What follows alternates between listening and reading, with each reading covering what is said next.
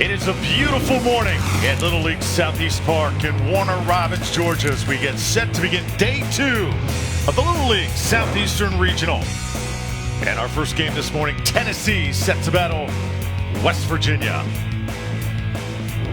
Tennessee and West Virginia into the losers bracket yesterday. Tennessee played probably the best game of the day, with Georgia coming up on the short end of a 1-0 ball game, and then West Virginia falling to their arch rivals, Virginia. There you take a look at the winners after day 1: Alabama, Georgia, South Carolina, and Virginia. Great to have you with us, everybody. Drew Felios alongside the former Pittsburgh Pirates catcher Mike LaValliere. And Mike, different tone today, especially in these first 2 games, because it is win or go home. Well, really, I mean, there's just a do or die today.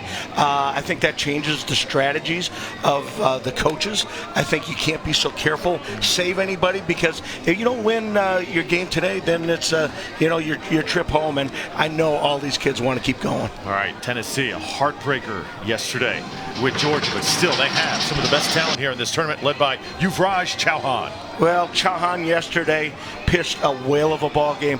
He only gave up 3 hits. He got 1 hit himself on offense, but unfortunately he gave up 2 hits in the last inning, gave up the run, a real tough luck loser. And on the other side, for West Virginia, Cooper Cummings had the biggest hit on offense for the team from West Virginia. Well, West Virginia at the time were down 6-0. Here he hits the ball real hard. Center fielder couldn't handle it. Bases were loaded. Now they're unloaded. They cut the deficit in half.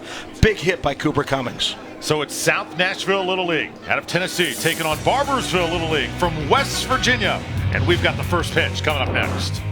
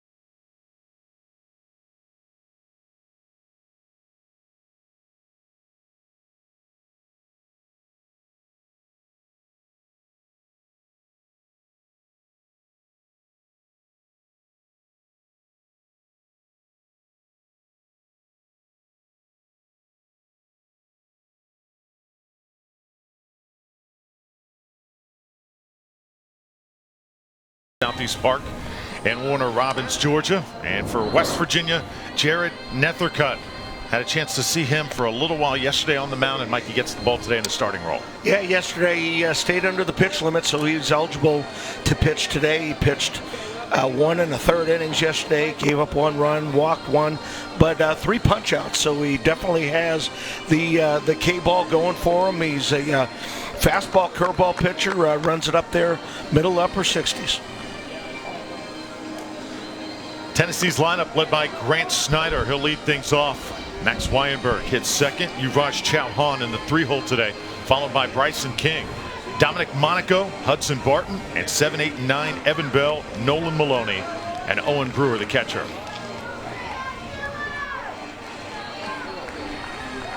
South Nashville Little League. And that big duel with Goodlettsville to get here to the Southeastern Regional.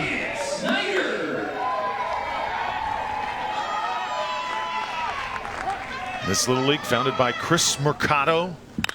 Done great things here in Warner Robins, but first pitch is hit to the shortstop, and Cooper Cummings able to put it away.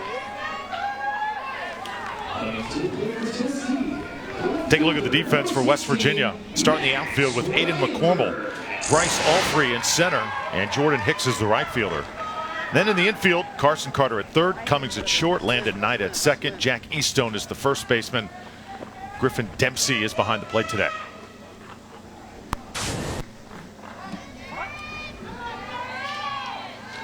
Max Weinberg. Big swing and a miss for strike one. Yeah, obviously pressure on both teams this morning. You have to win to advance. But I have to think Tennessee, really maybe a little bit more pressure on them. I think initially in the beginning of the tournament, they and Georgia were probably the favorites. And this one hurt.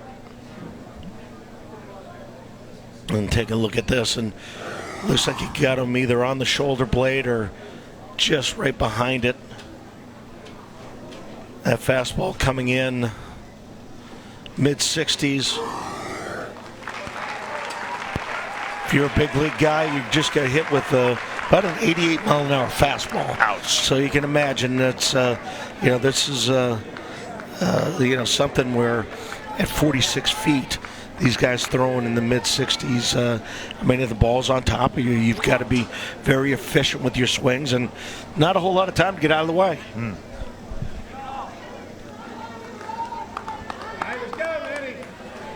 Max Weinberg now will take first base. Now bring up Yuvraj Chauhan. Saw quite a few hit batters yesterday in the 4 games that we had. Did not see a lot of home runs, only one of them by the team from Alabama. We'll see them a little bit later.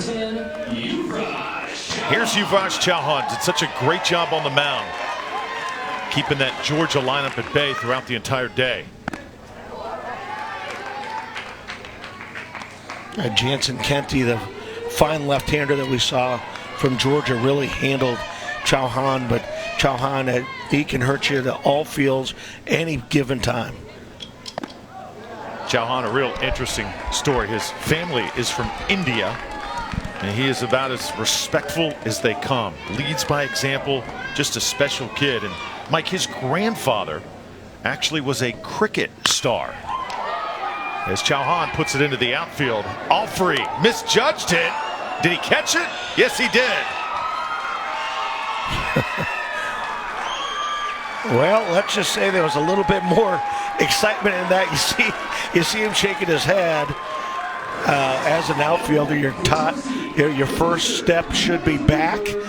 He took about 4 or 5 in and had the presence of mind to stay with it. Didn't panic, but ends up making a just circus catch.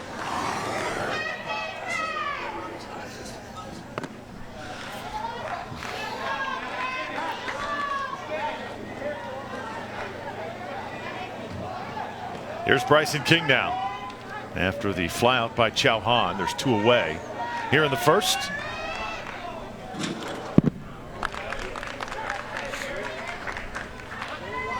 Bryson King, player that missed the whole state tournament, so he just rejoined this Tennessee team.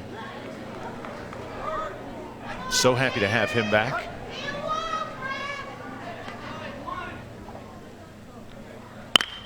And he puts it right back up the middle for a base hit.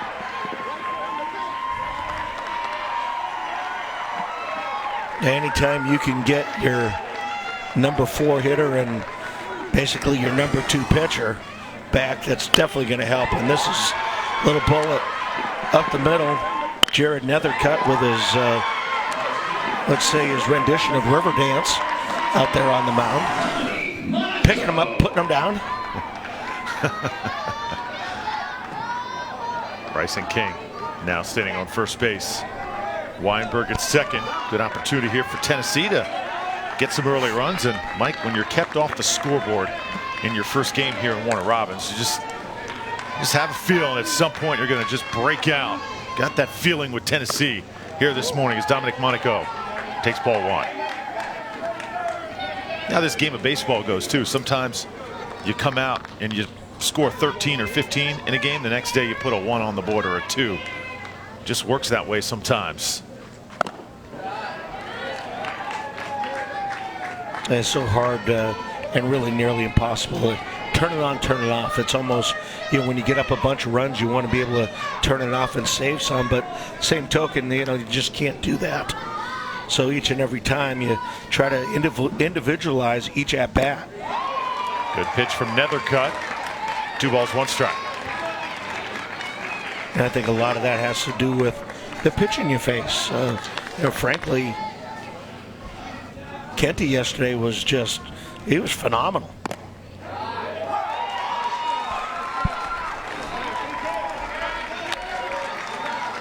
Two and two now to Dominic Monaco. Monaco as intense as they come. Look at the concentration. Nethercutt needs 1 pitch, misses outside. Hudson Barton, center fielder, is on deck for Tennessee.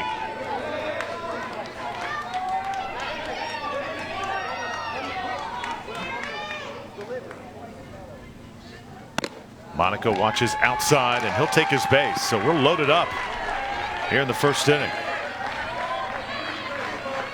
Well, after getting 1 out on 1 pitch, Nethercutt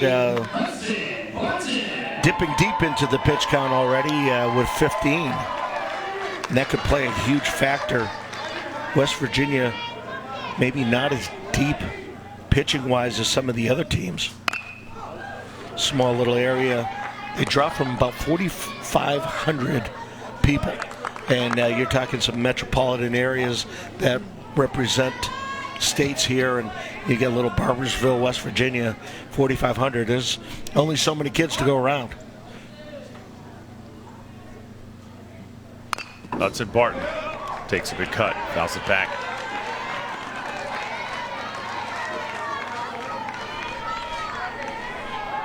Early threat here.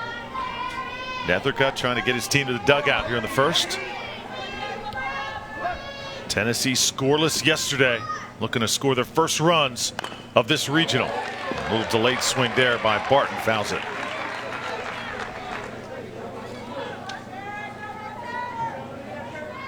Almost looked like some kind of changeup or knuckleball. Really took something off of it. Got him, big pitch there from Nethercutt. Tennessee strands 3. How about this catch, Mike?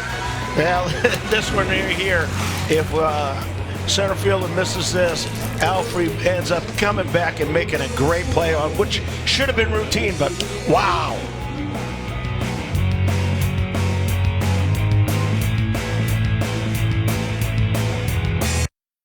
We'll be rolling through the stadium during the game, selling 50-50 raffle tickets. The winner receives half of the money collected. The other half is used to help provide amenities to the teams during the tournament. Tickets are either $1 for 1 ticket, $5 for 7 tickets, or $20 for 30 tickets. The winning ticket will be drawn following the 4th inning. We appreciate your continued support of Little League Baseball and Softball.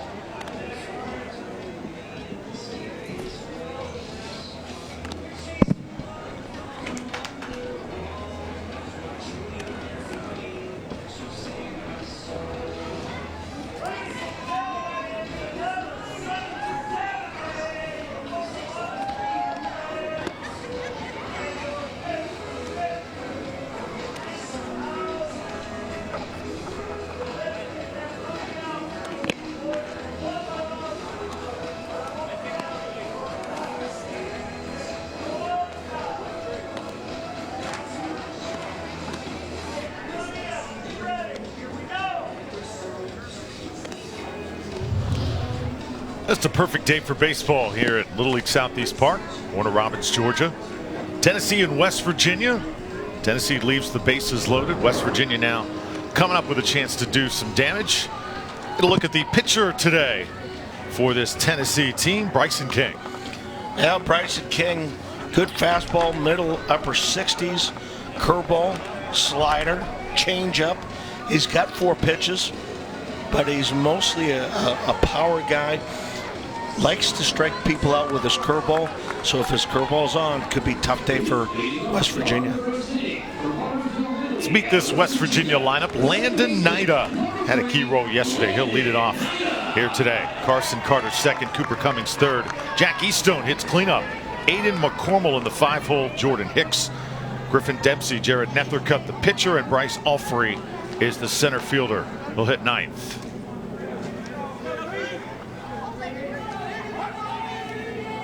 First pitch from Bryson King is a strike.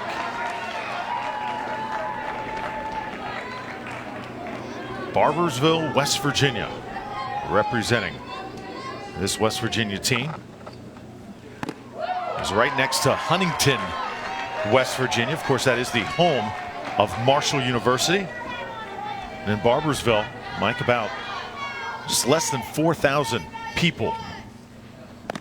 Very dense population, but they love their baseball there, and this West Virginia team really embodies that.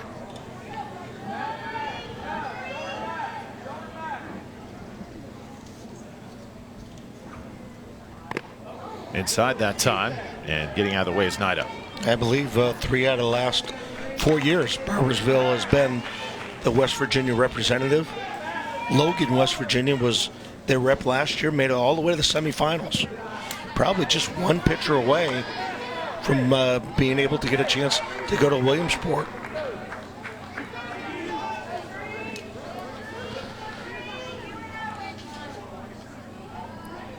Three-two the count.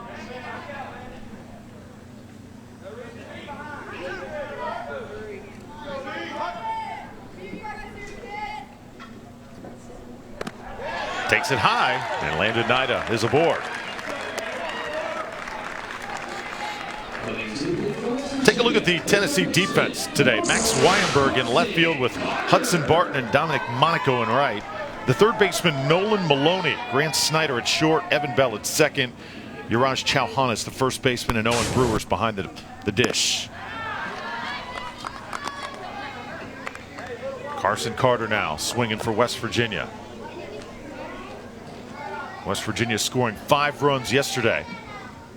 And a loss to Virginia. They hung right in there with them until about the late stages of that game, where it sort of got away from them. Still had a pretty good showing.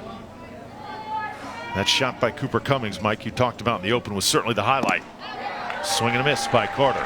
Yeah, gutsy performance yesterday.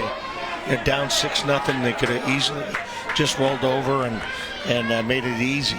But they came back, got within 2 runs at one point. They were down 7-5. But again, like you said, a little bit later on in the ball game, things kind of fell apart for them. Big time strikeout there as Bryson King has his first. A good location on that fastball also. As we've seen so far in the tournament, velocity won't speak everything. You've got to be able to locate where that fastball is going. There's that slider. Difference between a curveball and a slider. Curveball has a little bit more up and down movement, not so much side to side. The slider comes in looking like a fastball, not quite as fast as the fastball, a little bit quicker than the curveball, but it's got a little more side to side action. 0-2 now to Cooper Cummings. Oh, big swing and a miss. That's an impressive pitch sequence by Bryson King. Well, 3 sliders and that was it. Take a peek at it, and each one in very, very good location. Mike, how in the heck do you hit that ball? lot of times kids will ask me, heck, a lot of them, hey, how do you hit the breaking ball? Well, my answer to that is don't miss the fastball. And if he doesn't give you one, well, sometimes you have to tip your helmet and say, you got me this time. Hopefully you hang one of them, and I'm going to bang it. One thing to keep in mind, that slider is very, very difficult to throw properly. You find a number of young pitchers injure their arms trying to throw that slider. Strike on the outside corner. Bryson King strikes out the side. Good start for Tennessee. Still scoreless.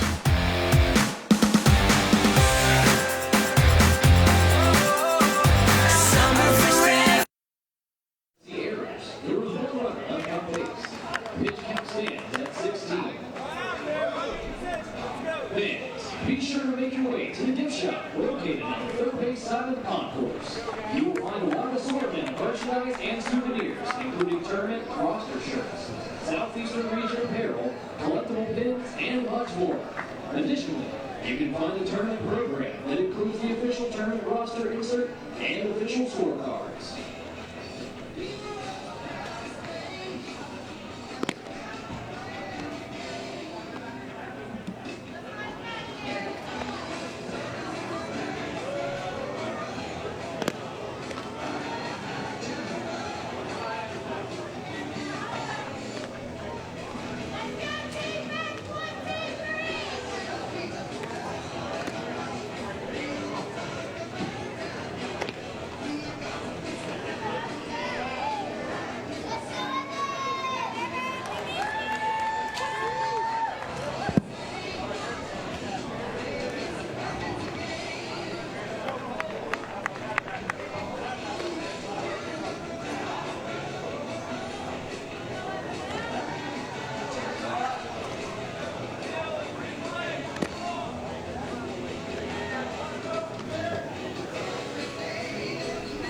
Focused on fun, fitness, and fundamentals, the Little League journey starts with T-ball.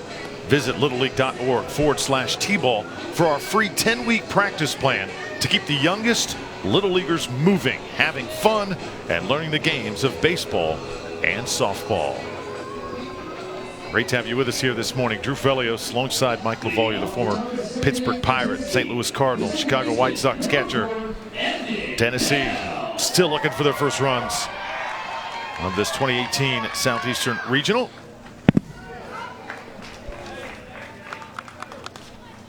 Evan Bell leads it off for Tennessee here in the second. 7, 8, and 9.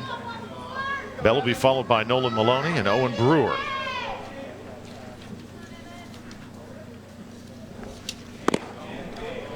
That's a good pitch for a strike.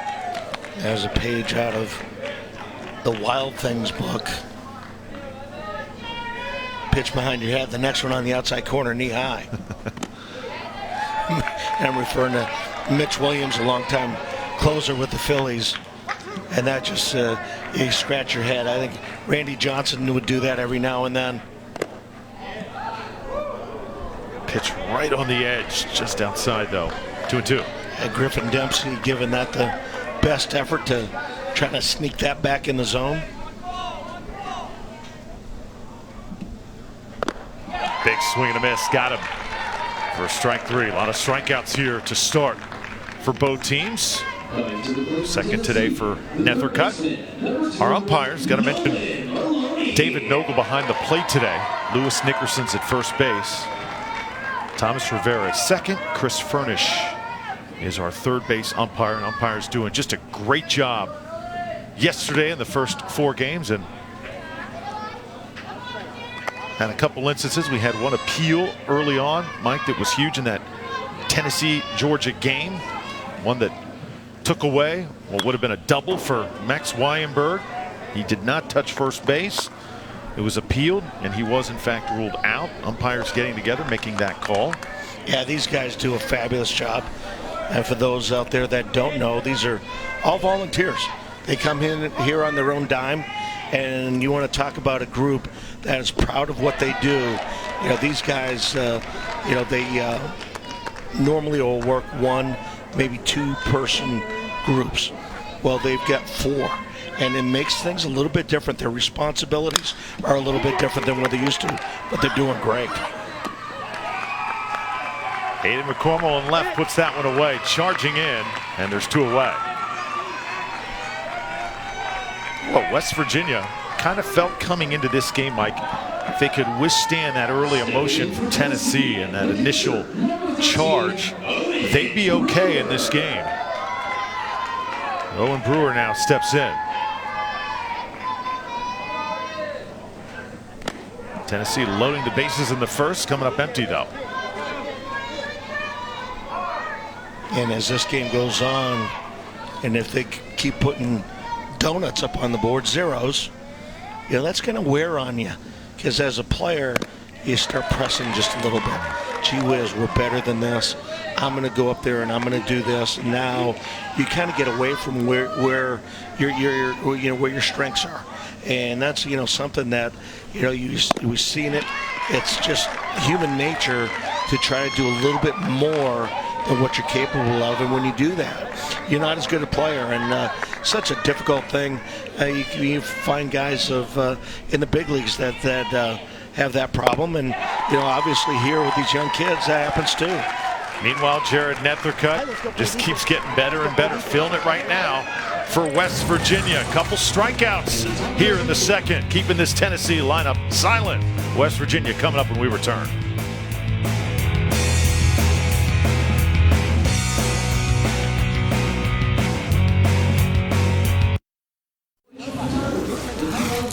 Southeastern Regional Tournaments. Be sure to visit their booth on the concourse to view their game photos and the creative work they can do for your child and your team.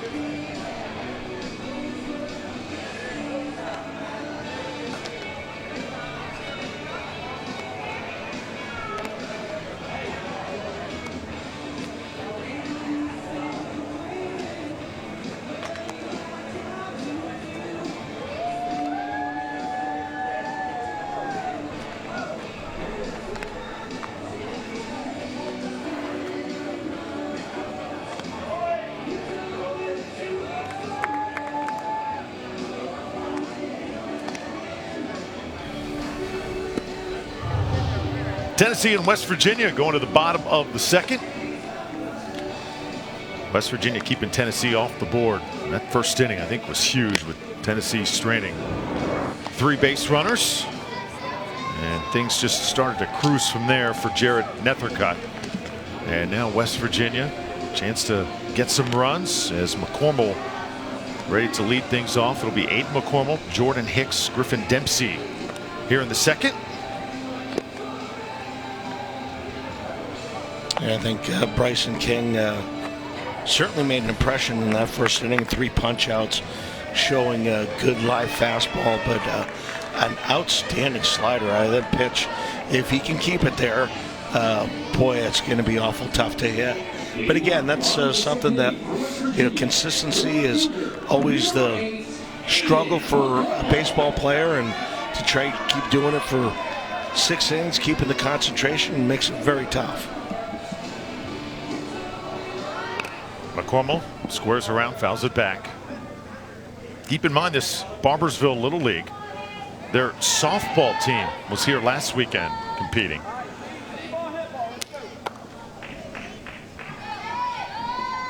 And the entire Barboursville area, just 4 Little League teams. Not a lot of overall kids that participate, but every single one that does it with their heart and soul. And it's going to be 1-1 count. Barboursville, West Virginia, again, just less than 4,000 people. Right next to Huntington, West Virginia, near the West Virginia-Kentucky border. Big swing there by Aiden McCormick, and it's 1-2.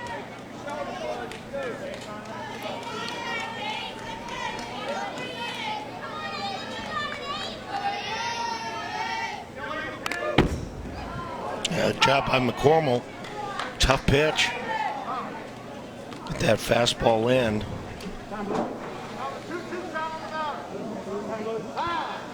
West Virginia, one of the youngest teams also in this Southeastern Regional.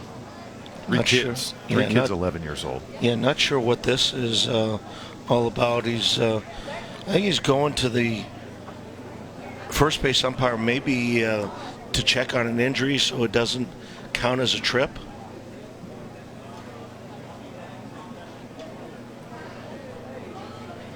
And now possibly they're looking at the pitcher's mound again. Remember, we had, what was it called?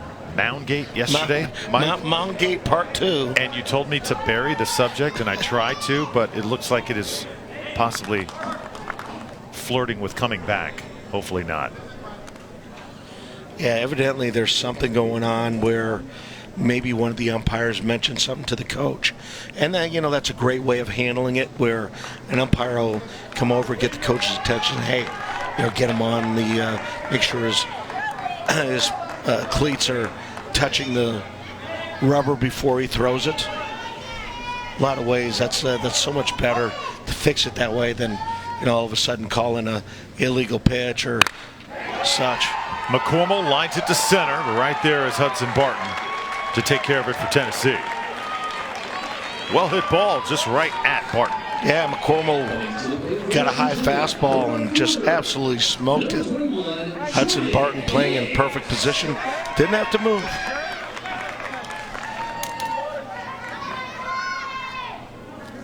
Here's Jordan Hicks.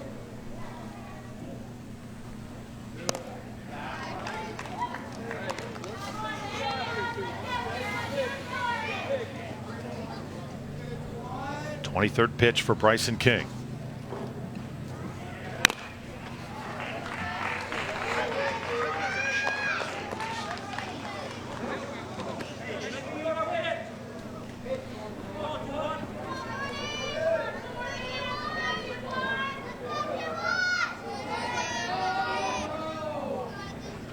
Hicks gets a good piece, but it's in the neighborhood of Barton again, and there's 2 away.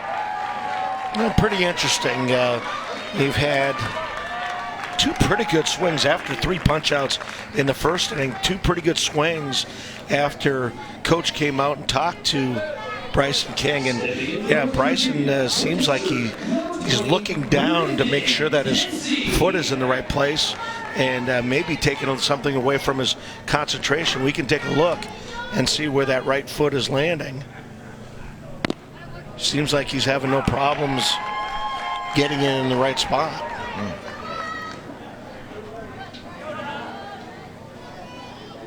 Heels clearly on the rubber there. Well, we mentioned kind of tongue-in-cheek.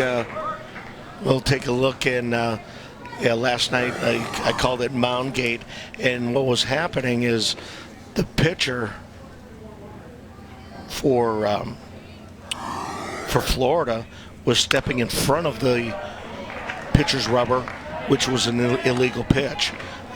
Something what's going on, and kind of looked on that replay, was having a little issue with his front foot sliding. So, not sure exactly, what the problem was. I didn't see Bryson King, mention anything that, anything was wrong. So maybe something the coach just wanted to make sure that he's okay out there, because the last thing you want to do on the mound is slip. It's a good way to hurt your arm. 2-2 to Griffin Dempsey. Dempsey's going to hit this one into left field for a base hit.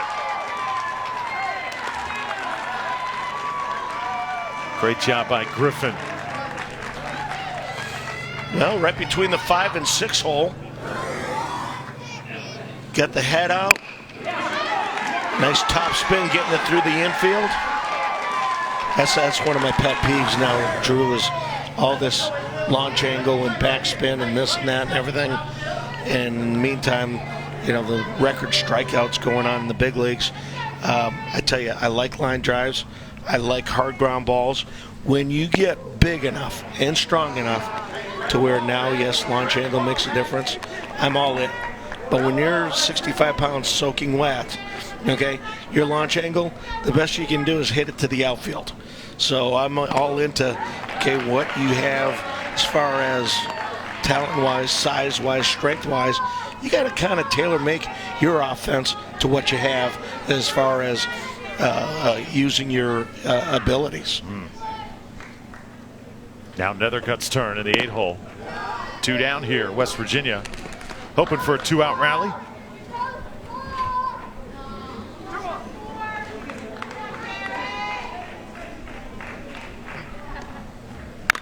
Nethercutt does get a piece, and Mike, that's so interesting what you say, because at this age range, 11, 12 years old, some of these kids, the growth has really begun. Others, the growth process a little bit later. They haven't really sprouted yet. As an instructor, I've got to look at my player and find out what's going to give him the best chance at advancing to the next level. Big time strikeout. Bryson King paints that outside corner. West Virginia strands 1, still looking for our first run after 2.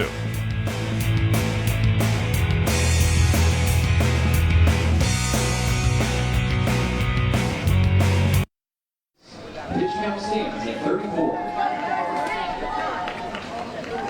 Hey, Little League fans, Cannon and Little League are teaming up for the 5th picture-perfect season in a row. Head to the Cannon booth to print your all-star photos and share them on their Great Wall of Fandom. You can also design a cheer sign and grab a baseball scorecard to make this the best season yet, courtesy of Cannon Pixar Printers.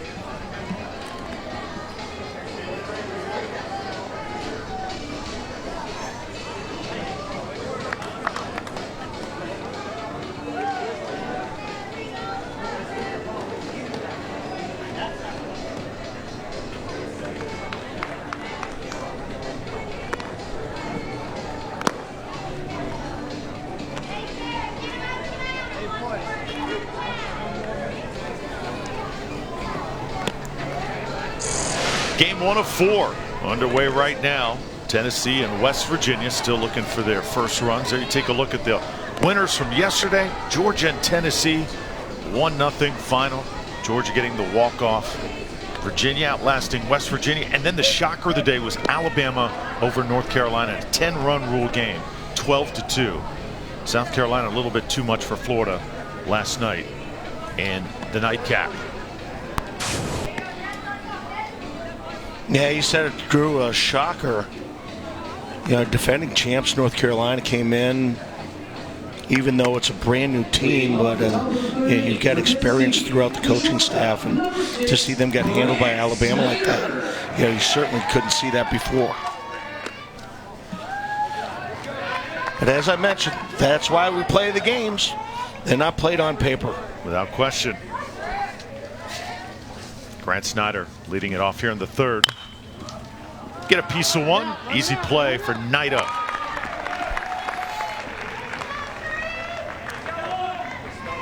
And I think you're right, Mike. You said it in the last inning when talking about this Tennessee team. They still have not scored a run yet in this Southeast Regional. And this is usually a pretty good offense that they put on the field. And right now you could just sense a little bit pressing, just a tad. Just 5 hits yesterday. 1 hit so far today, and you're looking at 8 innings worth of baseball.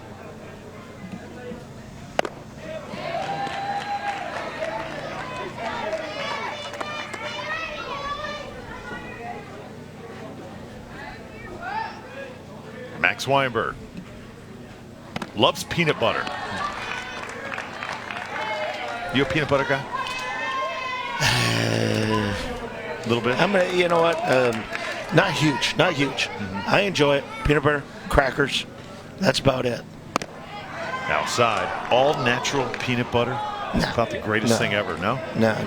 I'm not fancy like that. Give me some Jiffy, Peter Pan. Oh. Yeah. None of the other stuff. If I gotta mix it, I'm not wanting it.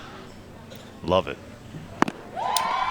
Big swing there by Weinberg, and Nethercutt is having himself a ball game right now. 4th strikeout today. Well, just nothing real fancy. Just throwing a good hard fastball, moving in, moving out. Looks like he's got a little tail on that fastball that's tying up the right-handers and going away from the left-handers. So, mixing in an off-speed pitch every now and then, but he just rearing back and just giving him his best stuff. Yuvraj Chauhan now steps in for Tennessee. That was a little breaking ball right there, and rest assured that every time a number 3, number 4 hitter comes up, they get pitched a little bit differently than your number 8, number 9 guys. So you'll see, a little bit more, a different selection of pitches, a few more breaking balls, maybe some off-speed stuff behind in the count. Chauhan puts it into right field. Good looking swing there. And Yuvraj is a base runner here with 2 outs. Well, as his teammates call him Yui trying to add a little spark here. Sharp base hit to right field. And it could be just one hit that just lights the fire of Tennessee. Ball in the gap, they score. All of a sudden now everybody has a chance to exhale. Bryson King underneath the third baseman's legs. And now first and second with 2 down. 2-out rally in effect for this team from South Nashville. Well, hot corner, ball hit hard, but right through the wickets. The one thing to remember is, as an infielder, if you have the glove on the ground, the ball cannot get underneath it. And that's just, especially third baseman, you get the ball, or you get your glove down first. It bumps. If it takes a bad hop, you've got your body in front of it. But with that glove up in the air, it's so difficult to try to get it down to that ball.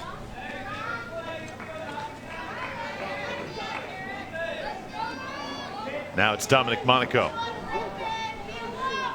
A little bit of a break.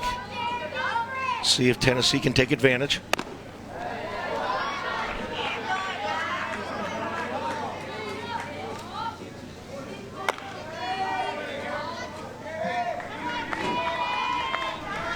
Chauhan at second, King at first. Monaco with a big swing, and it's another strike. Mike, how big do you think this inning is for Tennessee? Well, just if they can't push a run across, just the frustration continues. Of course, of a 6-inning game, you have to think, how many chances am I going to get to score? You had one in the first inning with the bases loaded. Here you've got 2 runners on in here in the third. And so it's 2 out of 3 innings. If you don't score now, you start looking at each other. And that's where, again, as a coach, you have to preach patience, yet aggressiveness. It's a very fine line. 2-2 to Monaco. Got him. Oh. Jared Nethercutt again finding just the right stuff at just the right time. Well, Jared Nethercutt, that fastball tailing away, just doing an outstanding job for Barboursville.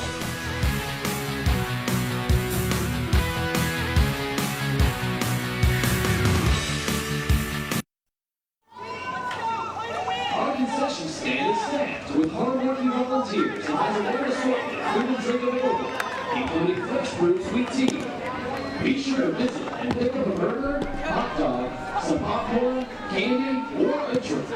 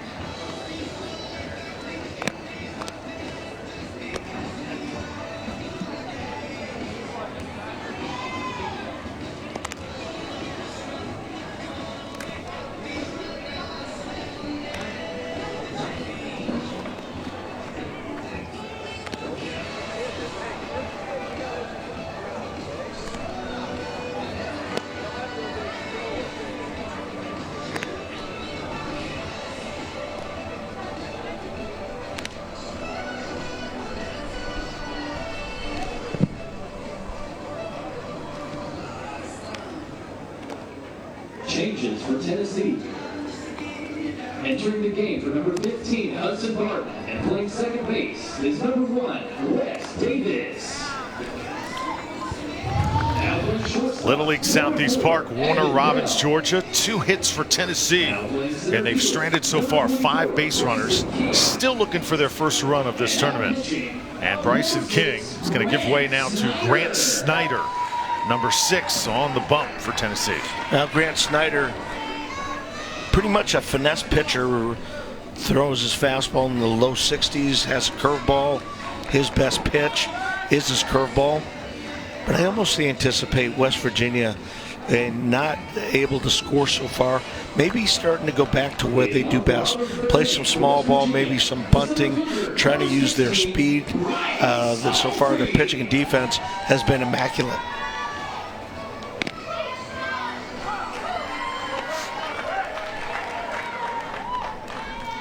Bryce Alfrey leads things off for West Virginia. Making a bunch of defensive changes is Tennessee. So Bryson King, who was pitching, now moves into center field. And the infield shuffled as well, with Evan Bell from second to shortstop. And Wes Davis has come off the bench now. He's playing second base. Little Wes out there is a spark plug. Keep an eye on him. Take a look at Evan Bell right there.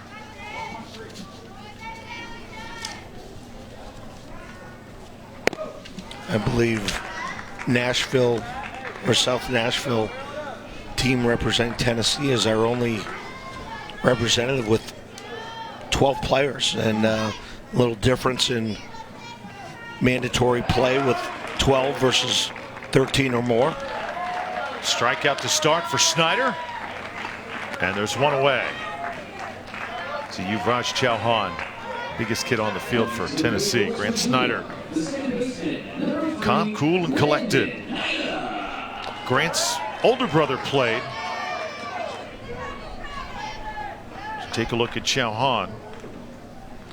It's going to be Landon Knight in the top of the order for West Virginia. I mentioned, though, Grant Snyder, the pitcher, his older brother, Eston Snyder, played back in 2014 and 2015. Mike, we were there. We were here in Warner Robins back then. Remember Eston?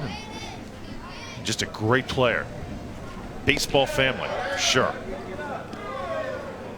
Owen Brewer a little shaken up after that one. Yeah, that one got Ouch. That one got the rest.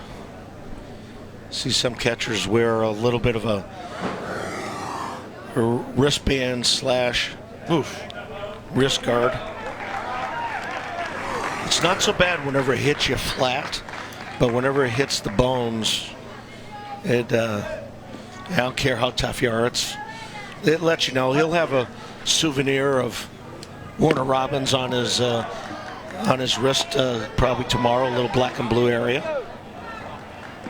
Maybe, if he's lucky, even some seam marks from the baseball. Nida watches one. So Spanky, I may as well ask you, for all those years behind the plate, did you ever really get hurt back there? The easy answer to that is yes. And perhaps all the years that we've worked together, I haven't really recognized that and really. Well, I've been told that I took too many foul tips. There you go. Off the mask. That's a given. Carson Carter now the 2-hole.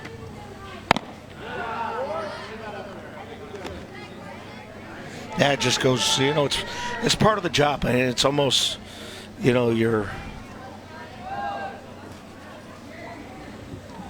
badge of courage. You know you're going to get banged up, you're going to get foul tips, shoulders, toes, those we call monkey bites, the ones that come up and get you in the back in the hamstrings. That's just part of it, and you just you wear it and you expect it, and it's just part of being a catcher. That's why you see catchers around, even if you don't like the guy, you knuckle up and say, hey, you're part of the catchers union. Hey, I'm with you, man. Strike called to Carson Carter. 2 balls, 2 strikes. And just going along with that, every ball that I would block in the dirt, I'd make sure and let that umpire know that I kept the ball off of him. So in case he wanted to, punch me out on strike 3 the next inning, trying to have that going for me. Another good block, too, by Owen Brewer, as Snyder tries to find his groove here. 3-2, the count to Carter. And Owen Brewer right now, he's really recovered well from banging his wrist. This is hit to the outfield. Monaco drifting back, makes the catch. 2 away. And Carter hit the ball well. Well played by Monaco in right field. Stung it. Just didn't quite have enough pop to get it over his head. He was playing in perfect position. Here's Cooper Cummings, though, for West Virginia. This young man's got lightning in his bat. Struck out his last time up.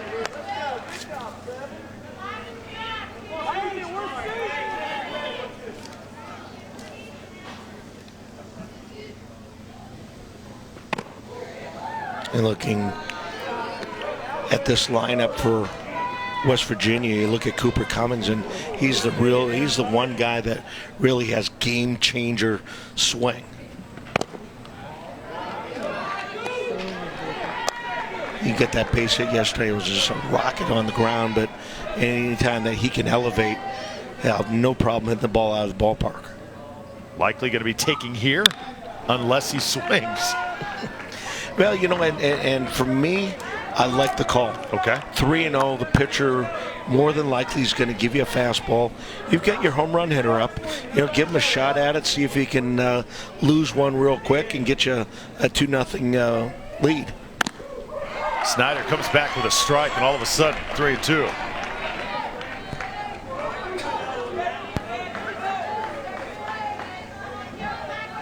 Big pitch coming up here for Grant Snyder. Jack Eastone on deck. This one's ripped to left field. Cooper Cummings comes through, and now West Virginia with first and second and 2 out. Actually, not a bad pitch at all. This one in on his hands, doesn't get him extended. Nice pitch by Grant Snyder, but a little better hitting by Cooper Cummings. That's where the strength comes into play. Here's Jack Eastone.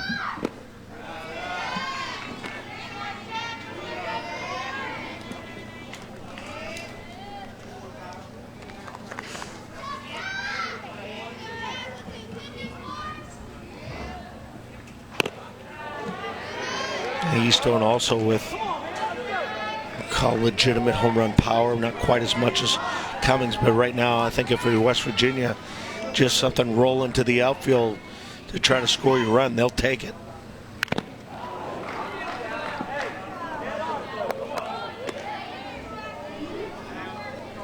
It seemed like that one got a little piece of David Nogel. Yeah, he's doing okay. Part of the catcher-umpire relationship, anytime one of you gets hit, the other guy kind of goes to the mound and give you a little bit of time to recuperate. 2-1 pitch. Just outside. Mike, are you a little surprised Bryson King came out of the game as quickly as he did? Well, again, they may be rolling the dice trying to keep him eligible. Shot into left field. This one's going to go to the wall. West Virginia is going to get their first runs here on day 2. One is in. Here comes Cummings, and it's 2-0. Sliding in safely to third is Jack Eastone.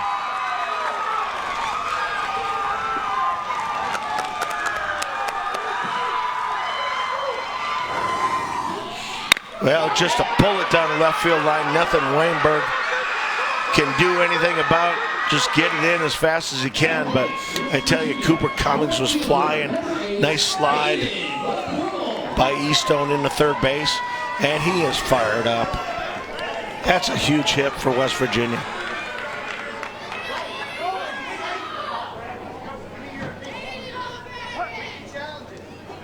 Here's Hayden McCormick.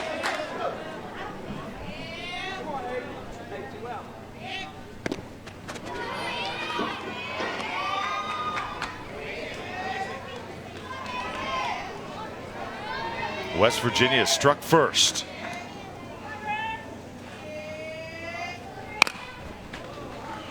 A good swing by McCormick. Ball away from him, looked like you're trying to shoot it to left field.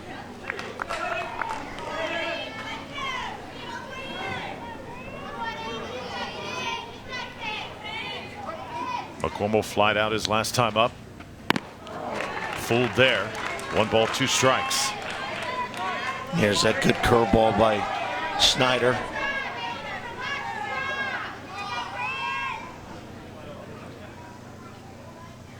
McCormick will step out here. Get that center field shy and take a look at.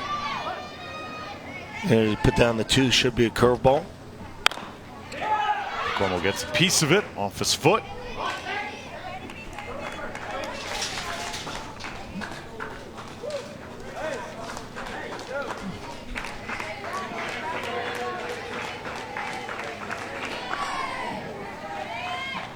Owen Brewer getting the signs from the bench. Another hook on the way. This one's hit into right field. Should be playable for Monaco. And that'll do it for West Virginia. But Jack Eastone, the big blow. A 2-out triple produces 2 runs. And West Virginia on top, 2-0.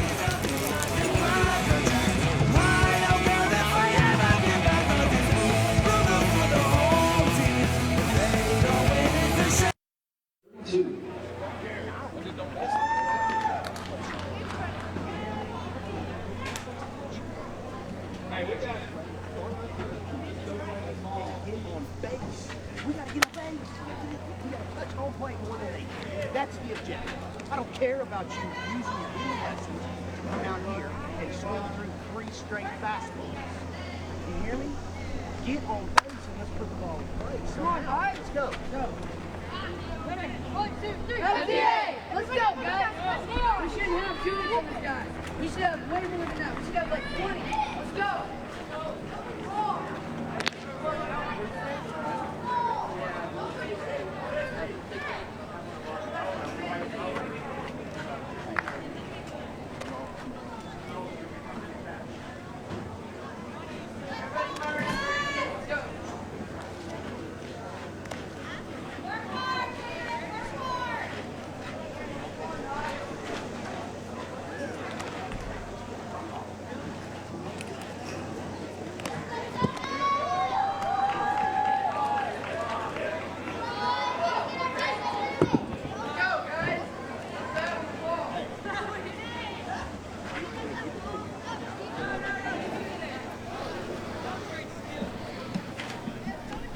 Yesterday for West Virginia was Cooper Cummings with the biggest moment offensively. Today so far, that moment has belonged to Jack Eastone. A big 2-out triple to drive in 2 runs, and West Virginia right now leading Tennessee 2-0. Tennessee has stranded 5 base runners, Mike, and still has not scored a run here in this region. Well, it's a rather spirited meeting with the Tennessee coaches and players, and coaches just imploring on these guys to stay aggressive, don't try to do too much, and right now it's just they really, it's almost like they're trying to walk on ice. They can't seem to get a good foothold. They can't seem to get comfortable.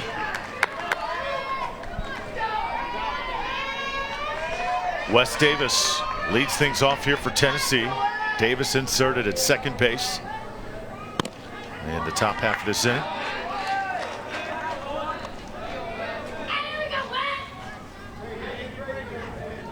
Jared Nethercutt still throwing. This is 52nd pitch coming up.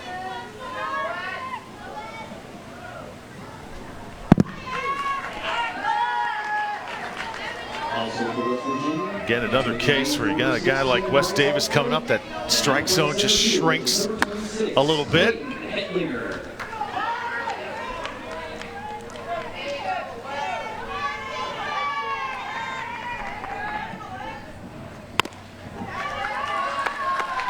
And ball 4 straight.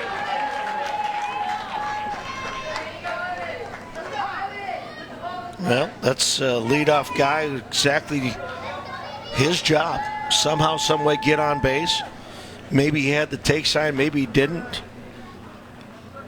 But that's the last thing you want if you're West Virginia. You just scored a couple of runs. You want to have a shutdown inning.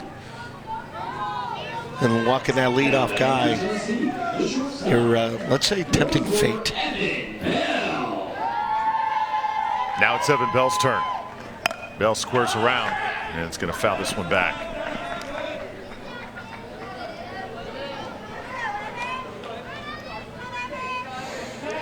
Seen a lot of bunt attempts so far in this tournament. Very little success. A lot of balls fouled off.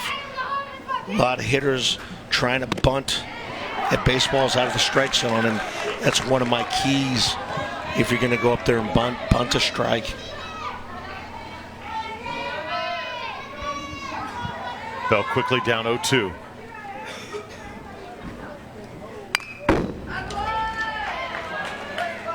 That's a good swing. If you're on the mound, Jared Nethercutt, it's not necessarily that you want to throw a ball whenever it's 0-2, but you want to make a quality pitch. That's your pitch. Gets a good piece of this one, and this is going to be over the left fielder's head. Will it produce a run for Tennessee? Not just yet, but they will take second and third with no outs. Well, Evan Bell gets all of this one well over left fielder's head, gets it in good order to make sure that they don't score. But here, when you're West Virginia, you want somehow, some way to get an out. You'll trade a run for an out, but get an out somehow at this next hit. Visit to the mound now as Daniel Nida comes out. Actually, that is, I believe that's Jason Lingenfelter. No, that is Nida out there with his West Virginia team. Well, I think this is the one ball that we've seen so far in the tournament where the new bat rule actually has come into effect. Okay. The bats this year modified USA compliant, and really what the whole deal is, you're wanting to protect your pitchers a little bit more. They've made the bats so lively that the pitchers are really in jeopardy. They're obviously the closest ones in fair territory to the ball, and you got to try to protect them. So these bats that they're using, same kind of sweet spot, but they act more like a wooden bat.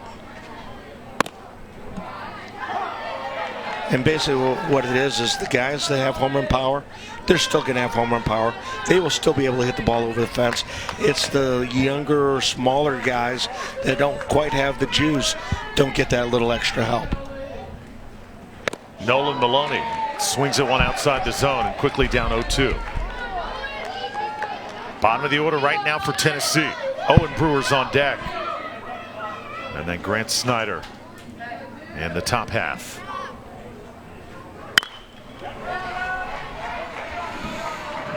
Again, another 0-2 pitch that, for me, the hitter had a very, very good swing at.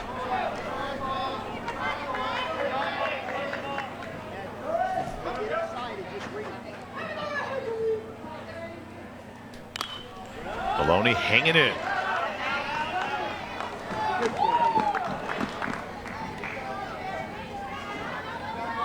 Nice little one-handed grab there by Jack Eastone coming off the net. Coaches like it.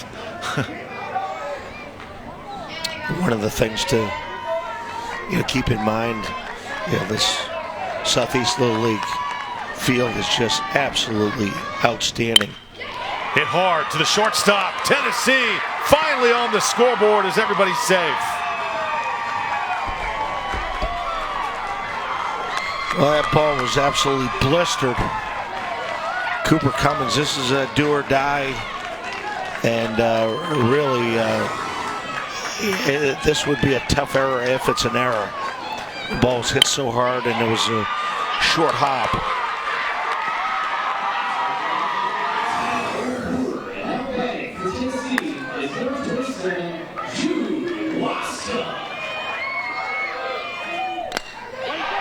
Hit to left.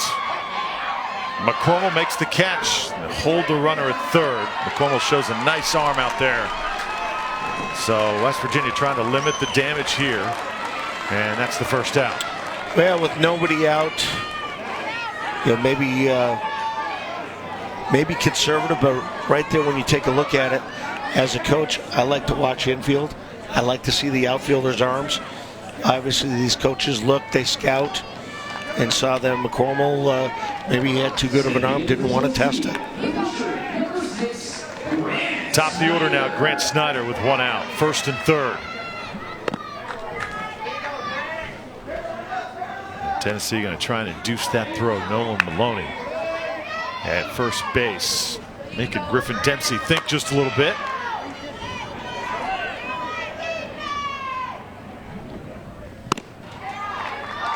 Snyder watches one outside, and that runner does, in fact, advance to second.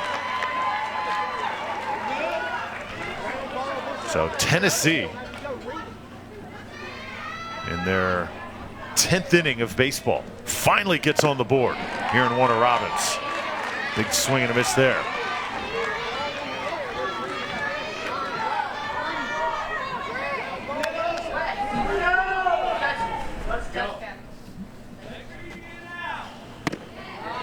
Just outside. Wow, very close. Tough pitch to take. Collective inhale from South Nashville fans. Snyder pops this one up. It's playable. Nida comes over, called off though by Blackburn. Now they'll try and throw to the plate on the tag. And Tennessee has tied this game up at 2 apiece. A good heads-up play by Evan Bell to tag. Now they want to appeal, saying that he did not wait until that ball was caught. Maybe we can see here on the replay.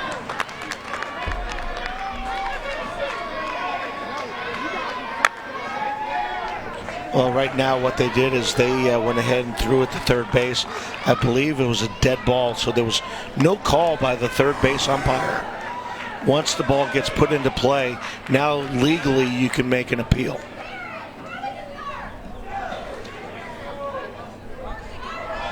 Asking Carter to go over to third base, throw over there, and he's out. Wow. Another appeal scored by West Virginia this time. Take the run off the board. West Virginia with a 2-1 lead, another key moment in this game, and we'll review it when we return to Warner Robins.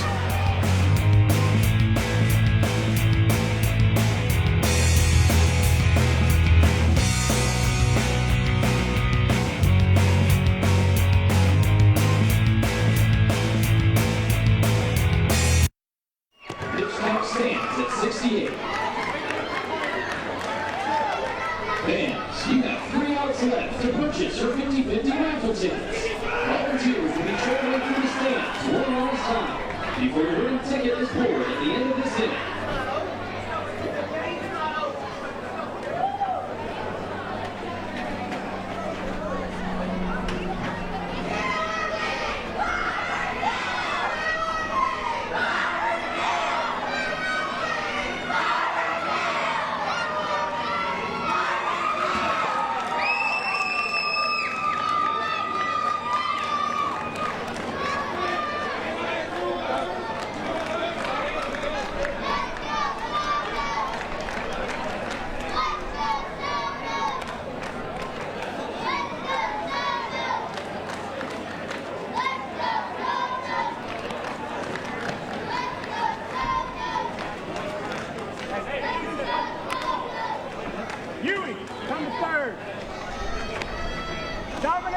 Dominic! Move it over to first.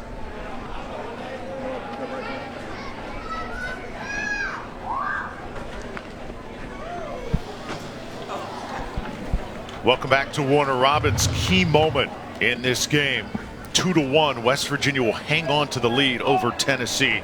Mike, we were wondering if, in fact, Evan Bell did leave third base a little bit early. Here's another look, and time-coded exactly at the right time, and it looks like he is off the bag. Yeah, he is. That's a outstanding call on a third base umpire in absolutely perfect position right there. He can see the ball being caught.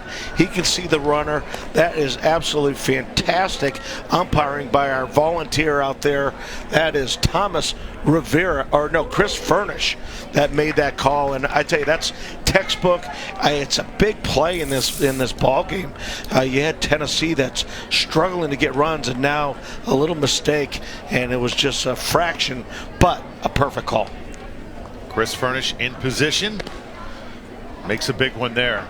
Thomas Rivera's the second base umpire. David Noble behind the plate. Lewis Nickerson is the first base umpire.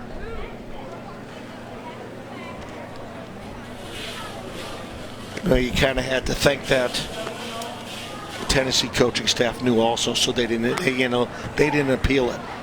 So I think that was pretty much. Boy, in the base runner's behalf, second baseman may have kind of shaded him to where he thought the second baseman had caught it, and actually was the right fielder. So that may have thrown off the timing too. It's not always, as easy and cut and dry as you would think. Ethan Blackburn now off the bench will lead off the bottom of the fourth.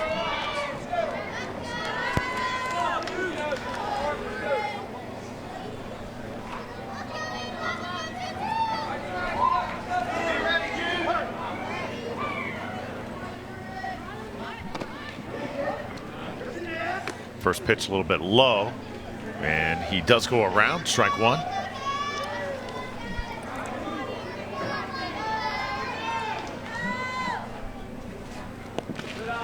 This one a little bit in the dirt.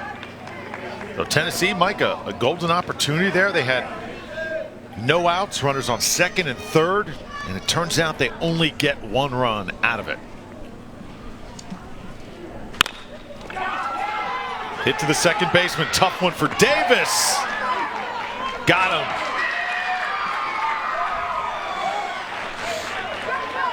Nice play, Wes Davis at second base. Good stretch. Dominic Monaco, who's playing in the outfield, and does a nice job keeping that foot on the bag.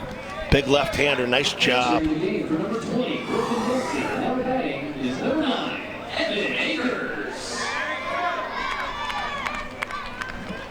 Evan Akers now the hitter.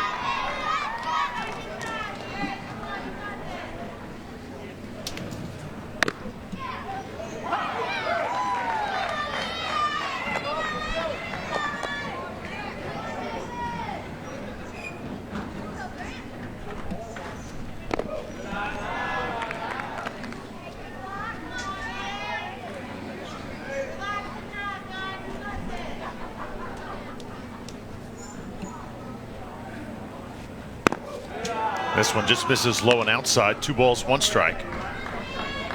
Host of changes in the field for Tennessee. Max Weinberg is now in right. This is hit to the shortstop, Evan Bell. Nice play over to Dominic Monaco. And Monaco now playing first. He was playing right field up until now. And you'll notice the big guy, Uraj Chauhan, is now at third base for Tennessee. So lots of shuffling going on right now for this team from South Nashville Little League. Yeah, with 12 players on their roster, their reserves, the 3 guys, have to play 6 consecutive outs in the field and get 1 at bat. For those rosters that have 13 or more, your substitutes are only required to get 1 at bat. They do not have to play defense. Oh, right off the face mask of the umpire, David Noble. He's taken a few of those here this morning. Yeah, let's take a peek here and boink. Ooh, that'll wake you up. Yeah, that gets all of your attention. I've had a couple of standing 8 counts, 95-mile-an-hour fastball just foul tip like that, and it hits you. And it's, let's say, stunning might not be enough of an adjective. It rocks you.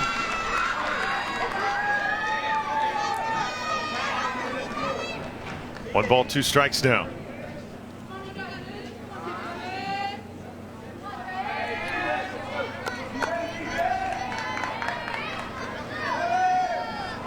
Trevor Lingenfelter, the hitter for West Virginia. Snyder delivering a ball, 2-2.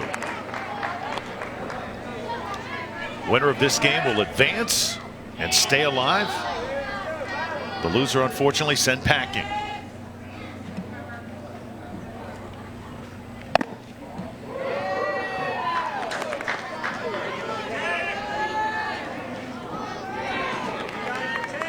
Bryson King started the game for Tennessee.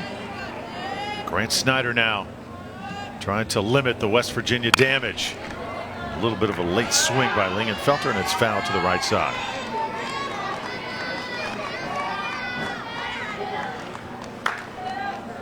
Pitching has dominated a lot of the action here over the last few days. Not seen quite the offense that we saw a year ago and in years past. Also seen really, really good defense, I think. Every single team has had their moments.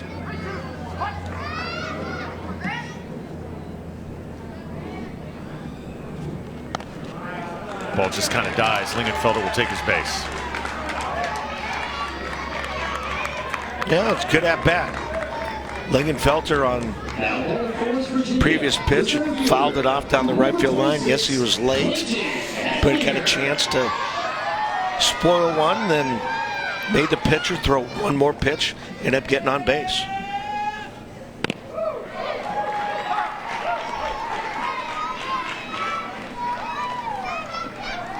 Clayton Hetlinger now. His first at bat today. Hits it hard. Left center field. This one is going to be shot into the gap.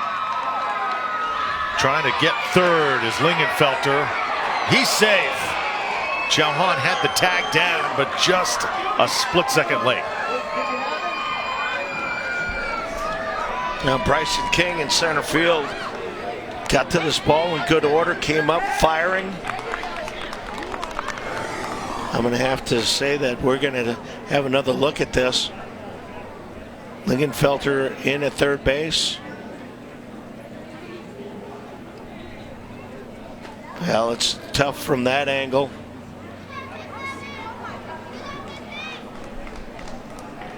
I think it's a good call. I really do. And keep in mind, folks, that the initial call was safe. So it has to be above and beyond proven that the call gets overturned. Very close. Very close. It's a good straight slide. That angle a little bit harder to tell, but from the one angle, I think he's safe. Right as the glove's getting on his leg, so it's really close.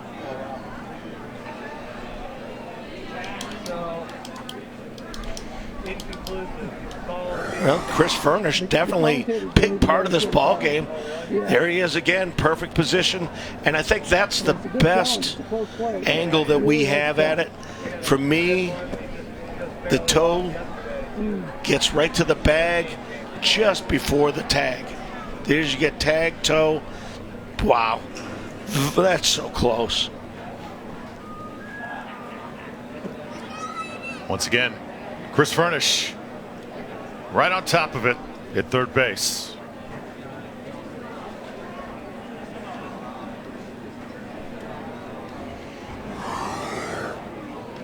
And we'll take a look. Our umpire has heard from upstairs.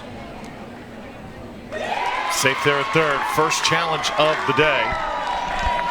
Unsuccessful for Tennessee.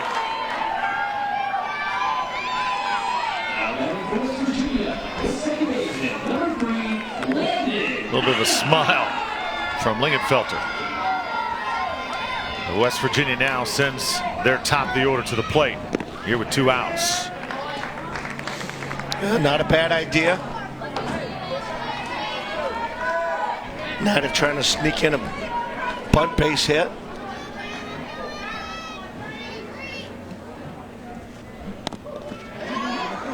Ball gets away. Owen Brewer will track it down.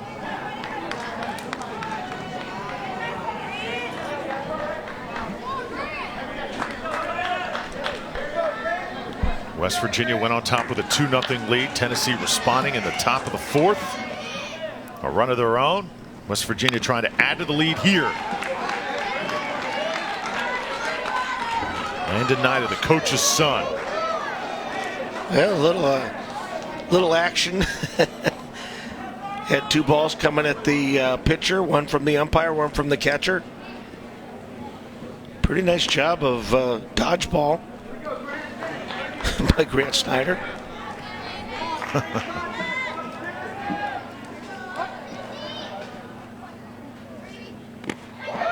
Curveball just misses inside.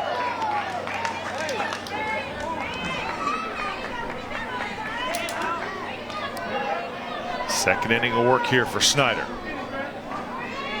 Came in for Bryson King. 2-2 now. Grant Snyder, really nice breaking ball, but having a little trouble getting it over the plate for a strike. Keep in mind, West Virginia, you got Carson Carter and Cooper Cummings coming up. You need this batter, as this one's going to be fouled.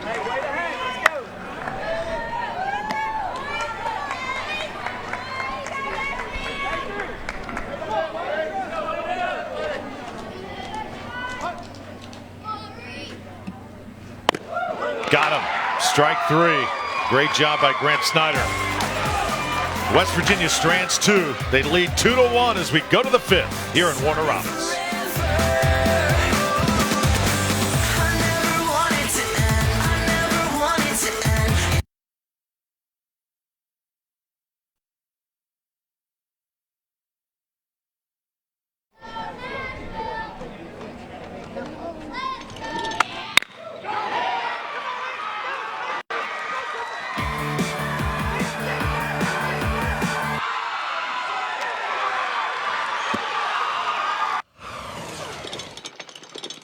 Look, and time coded exactly at the right time, and it looks like he is off.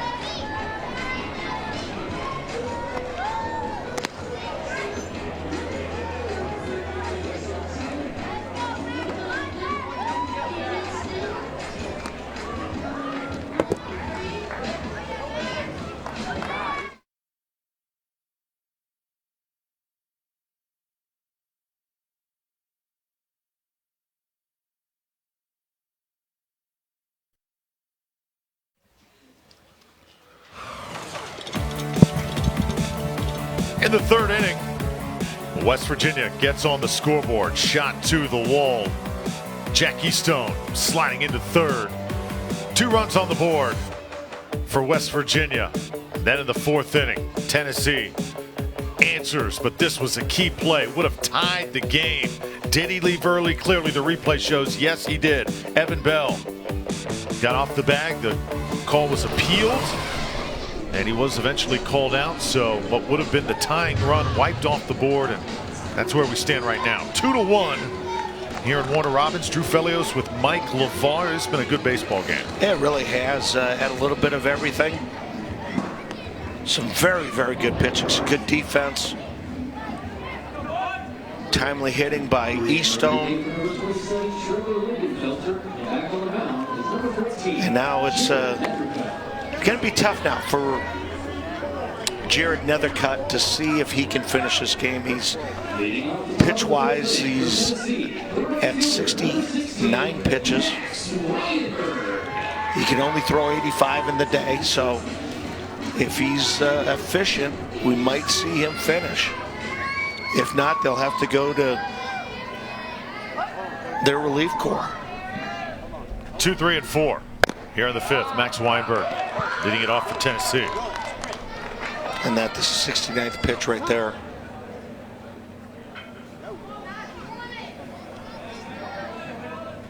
Timeout called.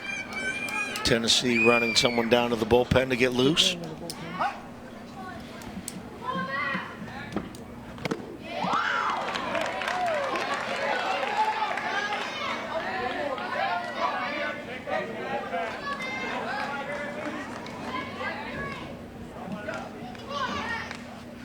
Oh, Max, second time he has been hit by a pitch today.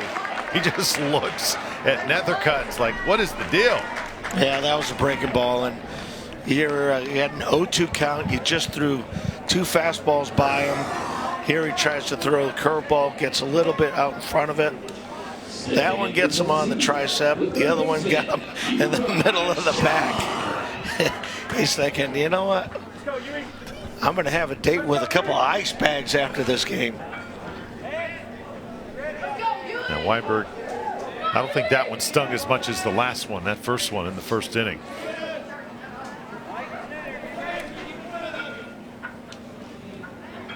Little meeting at the mound. Nethercutt trying to settle down just over 70 pitches. So Weinberg is at first, and Yuvraj Chauhan now is the batter. Meat of the order in this inning for Tennessee. Yeah, this is where, if you're the Tennessee team, you're looking, you've got the right guys up at the right time. If you're going to make some noise, this right now is the time. Chauhan delivers into center field, and Weinberg's going to hold at second.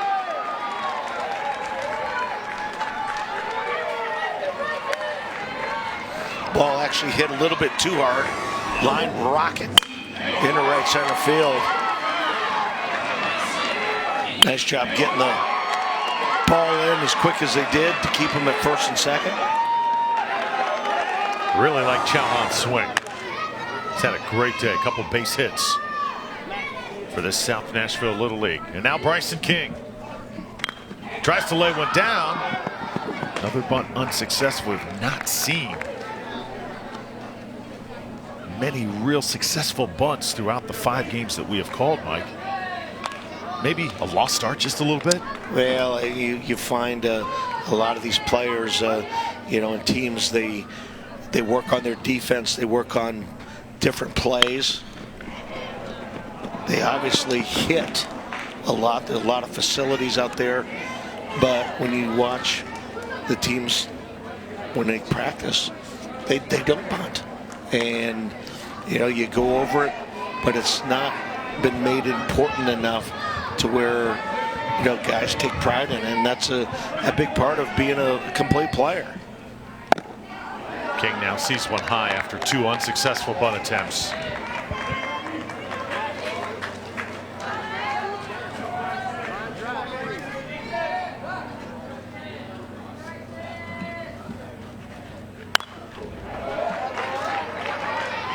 A good swing at that pitch. And this is where Nethercutt could probably go to that breaking ball. But after hitting the other first hitter with it, maybe a little reluctant. He's looking at pretty much staying with what he's comfortable with.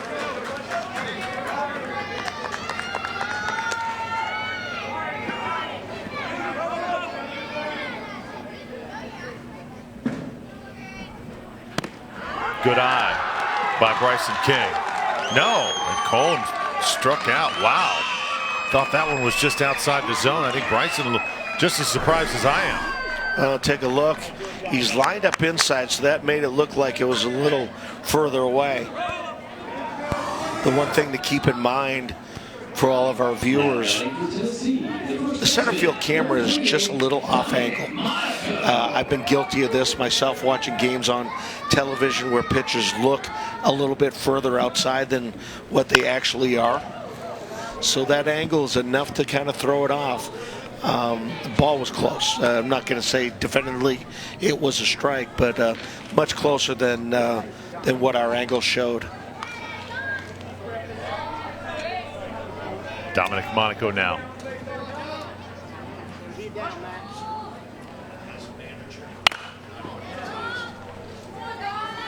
Monaco fouls one back. First and second for Tennessee. Only one out. Top of the 5th. Hudson Barton is on deck for Tennessee. And Evan Bell waiting in the 7 hole if he can get to the plate.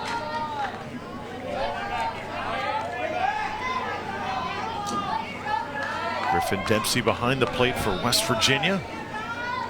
And right now, over 80 pitches, Jared Nethercutt. That one gets away. Runners will move up. Throw to third. And he's out. Weinberg plucked stealing. That ball came hot off the backstop. And Dempsey did a great job with it. Wow. Take a look at this. I actually think he was safe. We're going to take a look at it. Manager from Tennessee, Randy Huth, coming out. Going to talk to the umpire. I would have to assume that he's going to challenge it. I think the tag was a little high. Once again, Chris Furnish has to make another key call in this ball game. But you're right, the pitch, just a real high fastball, bounced right back to Dempsey. He didn't hesitate, made a good snap throw to third base. Tagged by Carter. Remains to be seen if it was in time. David Noble spent a lot of time on the phone here today. One more look as Weinberg slides in. And the ball beats him. Now, for me, you get the glove in there. The base does become dislodged. But the tag, you can see, gets him on the upper hamstring area. Foot now hits the bag. Yeah, getting close, but yeah, that's one of the advantages we have. Bunch of different angles, slow motion. Well, they've discussed it. Wait and see what the umpire has to say. Big play, big call in this game. Safe or out. There you go. Weinberg, happy camper right now, heading back to third. Well, that's where, if you're Weinberg, you're thinking, oh my goodness, what a great invention of instant replay.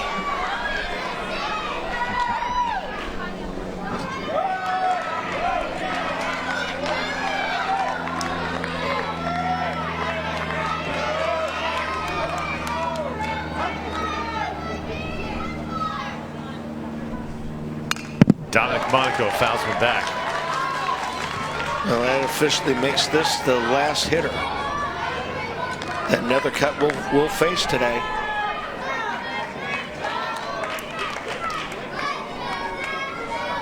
Next pitch will be number 85. Mike, that's a huge call in this game. That's a huge out. Because now there's only one out. And you're right, you have to make a pitching change here. Nethercutt forces the pop up. Playable at third. Carson Carter squeezes it, and there's 2 away.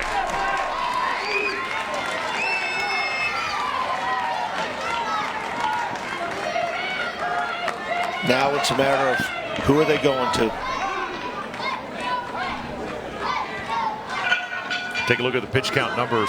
Nethercutt throwing the maximum of 85 pitches. He has been a workhorse today.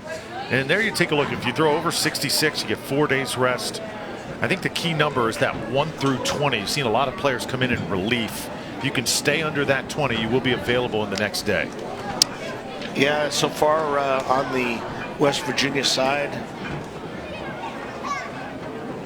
Jack Keystone ineligible today because he threw a number of pitches yesterday that made him ineligible. The rest of the staff is eligible to come in. Yesterday we saw Cooper Cummings We also saw Carson Carter.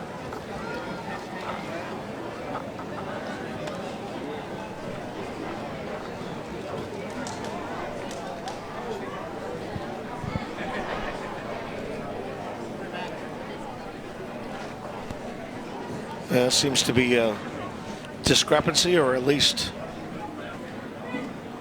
trying to figure out. The West Virginia coaches had Nethercutt at 84. Official score at 85. Guess who wins? Official score. So they will have to make a change. Nethercutt's day on the mound is done. He'll likely play the field when we return. New pitcher for West Virginia and one critical out when we come back.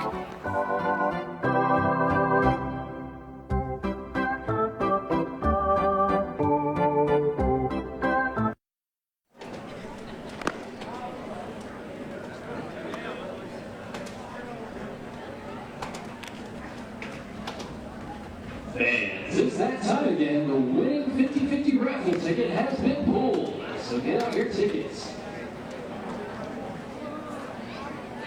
The winner of the 50-50 raffle of this game is ticket number 844-9004.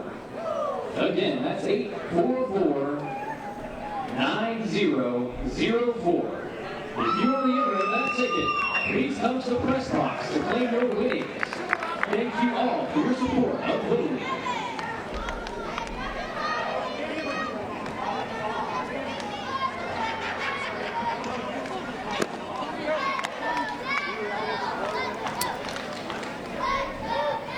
Carson Carter's going to be the new pitcher for West Virginia. He did throw one inning yesterday.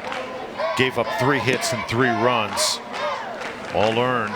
Had 1 strikeout in the process, but he just has to get 1 big out right here, and it's the biggest of the game. That's a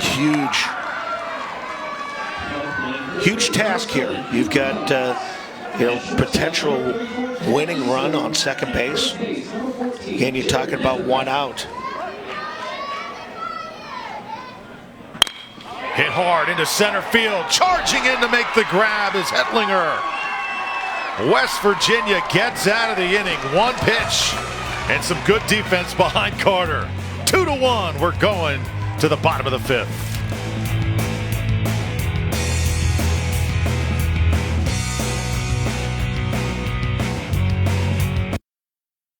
Pitch count stands at 1. Coach Randy. Oh my God.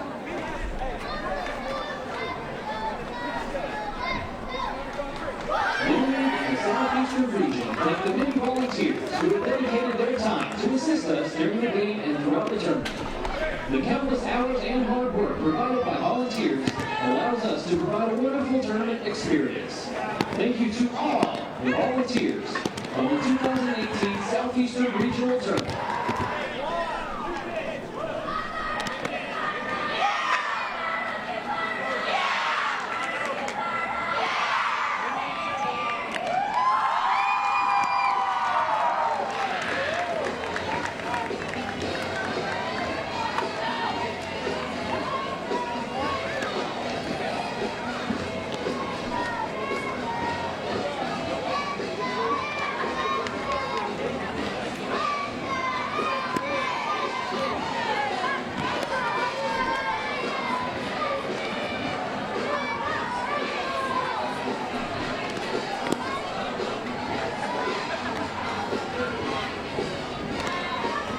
Changes for Tennessee.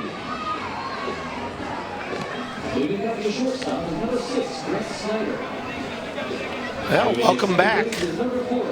Southeast Little League Field. We've got an absolutely fabulous ball game going on. Have West Virginia leading 2-1 over Tennessee. Got a new pitcher on the mound for Tennessee, number 15, Hudson Barton. And Hudson's job is to hold this West Virginia team here. Tennessee with 3 outs remaining. Fun stuff.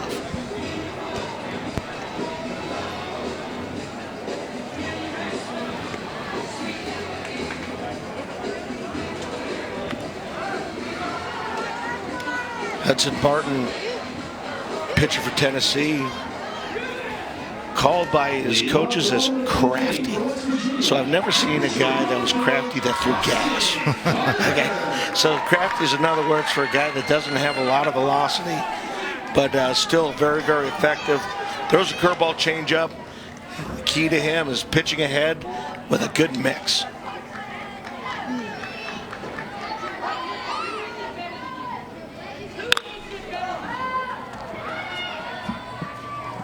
Ball is fouled to the left side, just out of play for Chauhan over there. Another low-scoring game here in our first game of the day, just like yesterday here at the Little League Southeast Regional.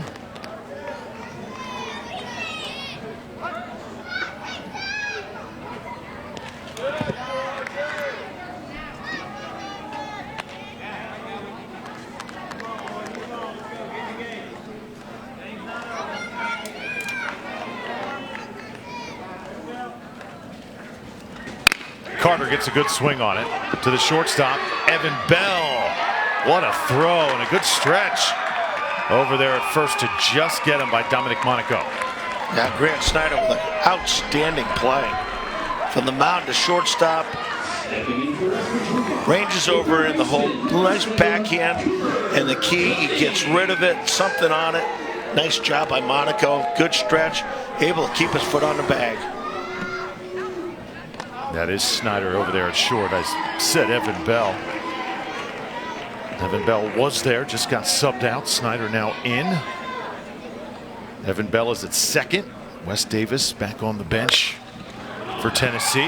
This is hit again to Snyder, and he plucks it right out of the air for the second out.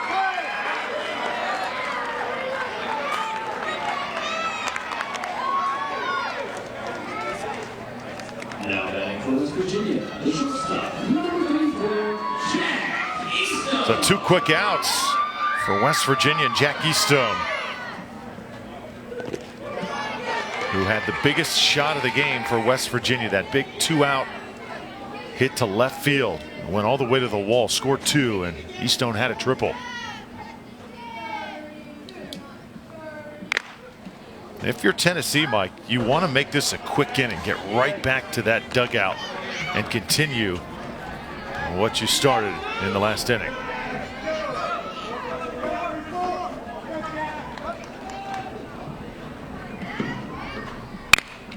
Eastone not going to let that happen with a base hit. Swinging a hot bat right now is Jack. Yeah, it looked like a pretty decent breaking ball from Hudson Barton.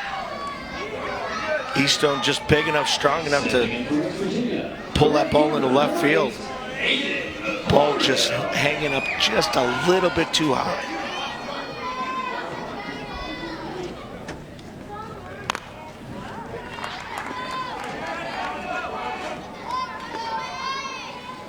And I can tell you, if you're West Virginia, somehow, some way, you'd love to get one more run.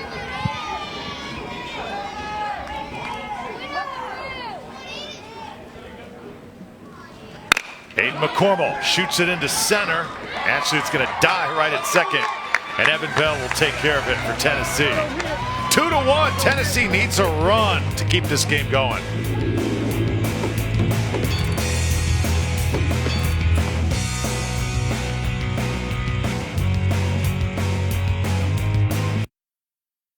There were no runs scored on one hit. There were no Tennessee errors, and there was 1 run left on base. Pitch count stands at 10.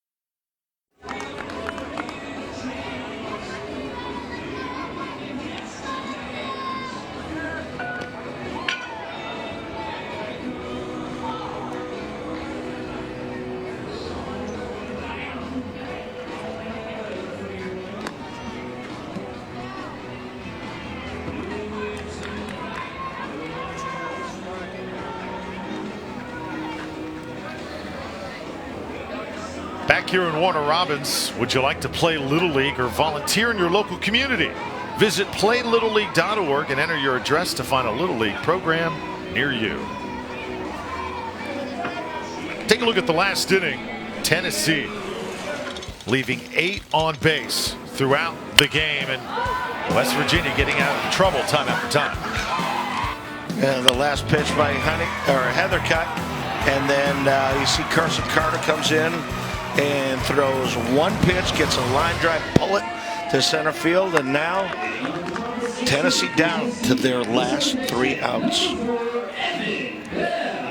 Evan Bell, followed by Nolan Maloney and Owen Brewer here in the 6th. 7, 8, and 9 for Tennessee. Carson Carter hoping for 3 big outs.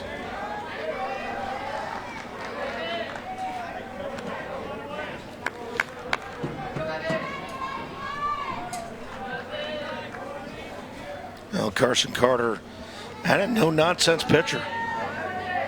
Good fastball, middle 60s, curveball, 2-pitch guy. Likes to go at you with the fastball. Got him high that time. 1 ball, 2 strikes. Carson Carter soaking in the moment here in Warner Robins.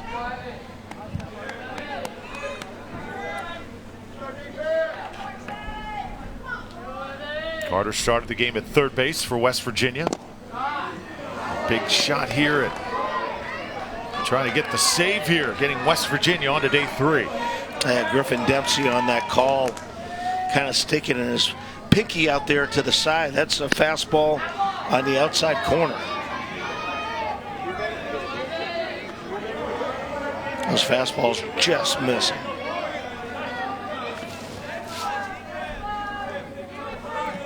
Three-2 now to Evan Bell. Tennessee needs base runners. This one's popped up and playable. McCormill in left will squeeze it for the first out.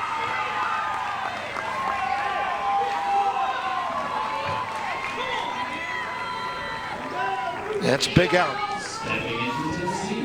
Anytime you're facing or you have a 1-run lead and team down to its last outs, if you can get that first hitter out, certainly makes things a lot easier.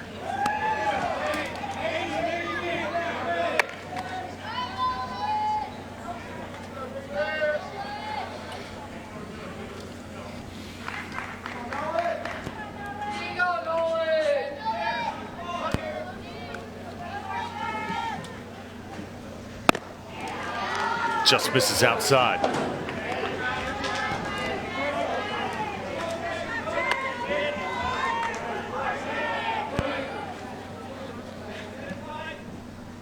Carter, nice pitch, outside part of the plate, and Maloney swinging for strike 2. Yeah, a little something off of that. 1 ball, 2 strikes here to Nolan Maloney. He's going to hit it into center. Tennessee's got a base runner here in the 6th. After 3 straight fastballs, decided to go with the hook. Nice job by Nolan Maloney, ripping that curveball up the middle. So here's Jude Wascom. He's going to come up as a pinch hitter. How about a situation like this? You've been on the bench for most of the day and get your at-bat here, Mike, whenever your team needs you most.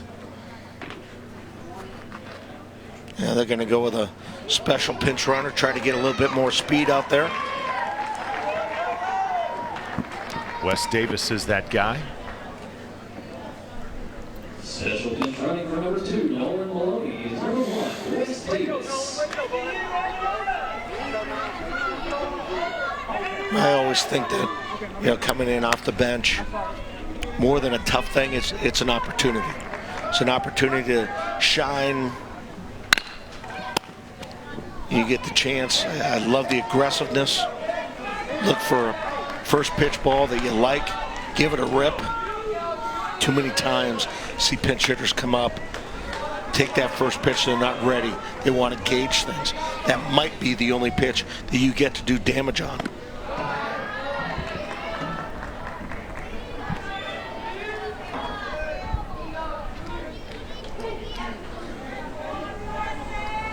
West Virginia 2 outs away from advancing.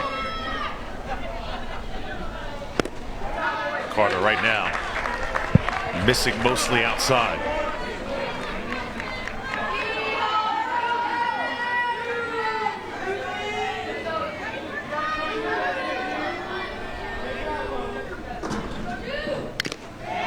Another one outside. This one fouled off by Jude Wascom, and it's 2-2.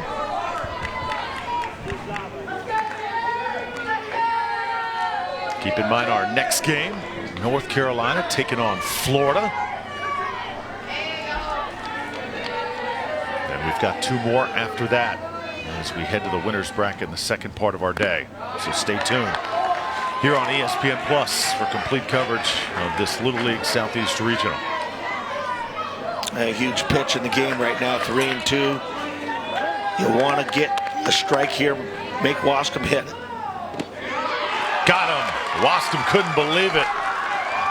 Shaking his head as he heads back to the dugout, but Carson Carter now an out away.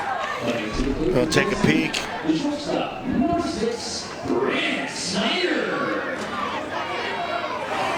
Real tough pitch. Again, another pitch, close. Definitely had the height. Don't know if it got the outside corner or not, but that was, yeah, it's a tough pitch to take, tough pitch to try to hit. But at some point, you got to understand that protect the outside, try to foul it off, do something to get you another pitch. Grant Snyder now standing in. Snyder puts it in play to the shortstop. West Virginia gets the force. Jack Eastone wins the race to the bag.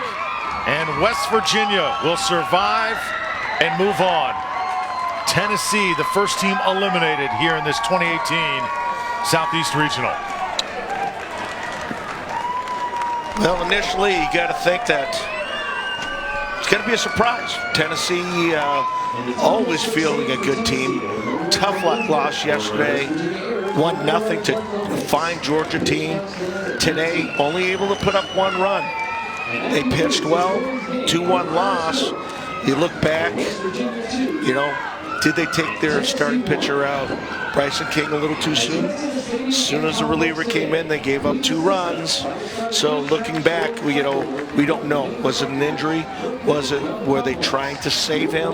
That's playing with fire. Sometimes you get burnt, but all in all, outstanding. Jared Nethercutt for West Virginia, fabulous on the mound. Good job, Carson Carter, to finish it off.